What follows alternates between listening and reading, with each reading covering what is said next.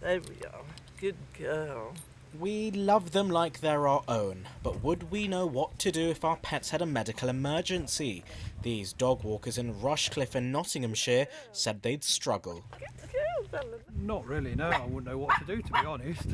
So I don't know what you're supposed to do to a dog. I think it's quite important, even though I don't really know much at the moment. But one of my dogs, she's got a heart problem. She did struggle breathing last week.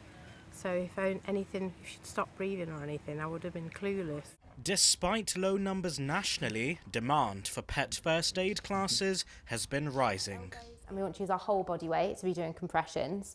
So we lean over the back of the dog, and like so, and then we want to be compressing 2/3 of the chest and doing 120 per minute. There's so many new pet owners after the pandemic, there's definitely much higher demand. As a human, you wouldn't do daycare and childcare and things like that without having kind of basic CPR knowledge for humans, so why should you be trusting people that are looking after your dogs that don't have any CPR training? And there's a huge gap in pet first aid training, with 90% of owners having had none at all, 3/4 admitting they wouldn't know how to perform CPR on their animal, and more than half saying they wouldn't know what to do if their pet broke a bone.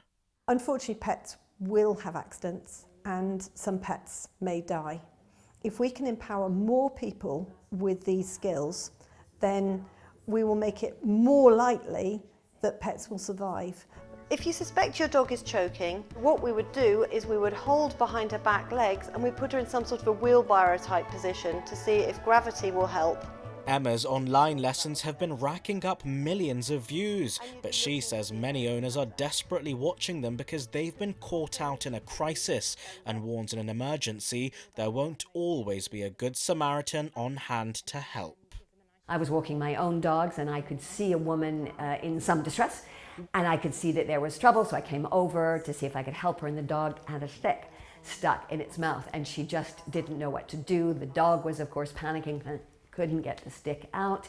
So I just tried to calm the situation first, get the dog close to me on the lead, and then just very gently ease the mouth open and take the stick out. As Freya's first aid skills saved one lucky pet, it's hoped lessons like these will save more of our loved ones' lives. And then we do a nice... Raheem Rashid, ITV News.